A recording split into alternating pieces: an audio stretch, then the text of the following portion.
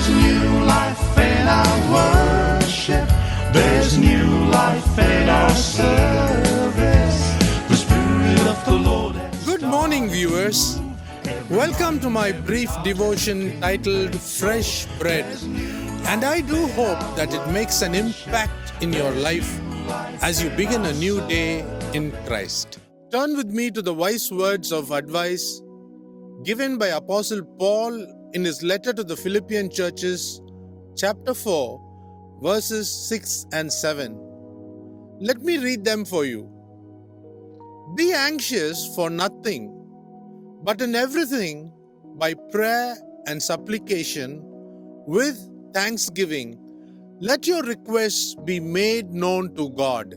And the peace of God, which surpasses all understanding, will guard your hearts and minds through Christ Jesus. The phrase, "do not be anxious," is very repetitive in God's word.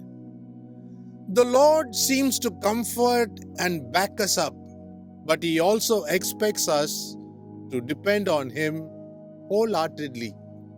Anxiety is a very negative trait that leads us to failure more often than not.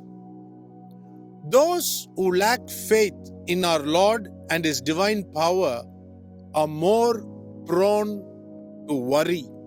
When we allow worry to take over our minds, we deny the Lord the opportunity to fight for us. Through worry, we achieve nothing. A great man of God once said, "Worry is like a rocking chair.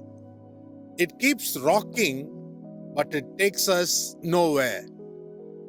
It cannot prevent tomorrow's problems or keep evil away. On the contrary, it drains our spiritual energy, debilitates us, and grieves the heart of our good Lord." An experienced physician took a survey on his patients and arrived at the following conclusion. 40% of his patients worried about things that were yet to happen. 30% worried in vain about the things that already happened. 12% imagined they were unwell despite being perfectly healthy. They were hypochondriacs. 18% worried for nothing at all. No wonder Jesus Christ said, "Which of you by worrying can add 1 cubit to his stature? Consider the lilies of the field, how they grow. They neither toil nor spin. Therefore, do not worry, saying, 'What shall we eat? Or what shall we drink? Or what shall we wear?'" Matthew chapter 6, verses 27 to 31, paraphrased. Instead of worrying, let us replace anxiety with thanksgiving and prayer. Let us trust our unseen God, who is our refuge. Let me close today with a lovely verse in the Bible. Seek the Lord and His strength. Seek His face evermore.